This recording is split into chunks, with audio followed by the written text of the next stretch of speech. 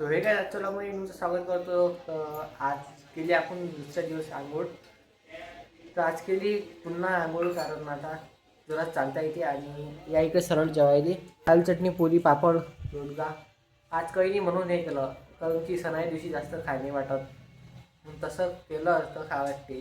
तर यामुळे इकडे जेवायले. तर आता दाखवतो मी पूर्ण रूम.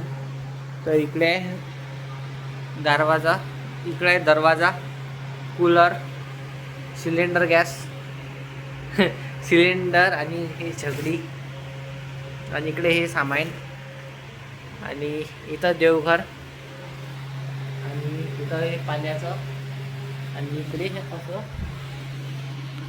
एवढी आपली छोटीशी रूम. तर गाईज आता झाली संध्याकाळ आणि आता काढणार माझ्या हातानं ड्रेसिंग, कारण एवढी सिरियस तर काही गोष्ट नाही. मी दवाखान्यात जाऊ तर काढून आता डायरेक्ट ड्रेसिंग. पहिले हे काढू. तर झालं आता पायाचं ड्रेसिंग आणि ते बोटाचं होतं आणि ते टोंग्याचं राहिलं ते. आणि बाहेरचं इकडलं असं वातावरण आणि आज काही ना काही हवा सुटली, बरं वाटलं. आणि इकडे असं वातावरण आहे मस्त छान प्रकारे. नाही तर जास्त हायवेवर असलं की प्रदूषण, गाड्या ते चालूच राहते. इकडे राहते म्हणा पण कमी. आता दाखवणार मी तुम्हाला रेंज रोवर.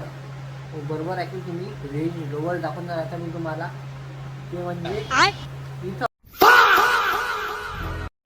बड़ा हरामी हो बेटा. तर आजचा ब्लॉग इथं संपवतो. आवडल्यास लाईक, कमेंट, शेअर, सबस्क्राईब करायला विसरू नका. तर भेटू त्याच्या ब्लॉगमध्ये. Bye bye.